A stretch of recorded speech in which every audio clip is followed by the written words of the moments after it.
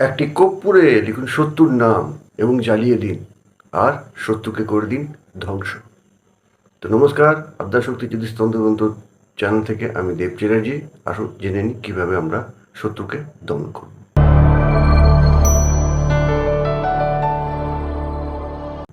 আপনি করবেন কি, যে কোনো মঙ্গলবার, শনিবার বা আমাবস্যা হলে ভালো হয়, একটা কর্পূর জোগাড় করবেন। দোকানে, দশকর্মার দোকানে গেলেই কর্পূর পাবেন। কাটা কাটা পিস পিস এক ধরনের পাওয়া যায়, গোটা পাওয়া যায়। কাটা কাটা পিস পিসও নিতে পারেন, গোটাও নিতে পারেন, যেটা আপনার সুবিধে। একটু বেশি করে নেবেন এবং কি করবেন, সেই কর্পূরের উপর আপনার যে শত্রু যে ক্ষতি করছে, জেনে রাখবেন, যদি প্রকৃত ক্ষতি করে থাকে তবেই কিন্তু করবেন।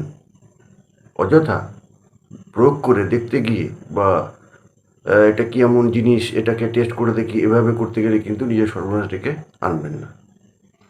তো যাই হোক, ওই অমাবস্যার দিন, যখন অমাবস্যা লেগে থাকবে, বা শনিবার বা মঙ্গলবার, এই কাজটি করবেন। কাজটি করবেন কোন কোন জায়গায়? কাজটি করবেন শ্মশানে করতে পারেন। শ্মশান যদি না পান, কোনো দেব মন্দিরে করতে পারেন। দেব মন্দির যদি না পান, বাড়িতেও কাজটা করতে পারেন। তো ওই কর্পূরের ওপরে শত্রুর নামটা লিখে দিন এবং সেটিকে জ্বালিয়ে দিন। এবং জ্বালানোর সঙ্গে সঙ্গে একটি মন্ত্র বলতে হবে আপনাকে। শত্রুর কথা চিন্তা করতে করতে, নমঃ ভৈরবায় শত্রুনাশায় ফট স্বাহা। নমঃ ভৈরবায় শত্রুনাশায় ফট স্বাহা। এরপরে আপনি শত্রুর নাম বলবেন, নমঃ ভৈরবায় ফট সাহা। 108 বার মন্ত্রটি পাঠ করবেন এবং কর্পূরটা জ্বালিয়ে দেবেন। কর্পূরটা জ্বালানোর সাথে সাথে কিন্তু মন্ত্রটা আপনি পাঠ করবেন।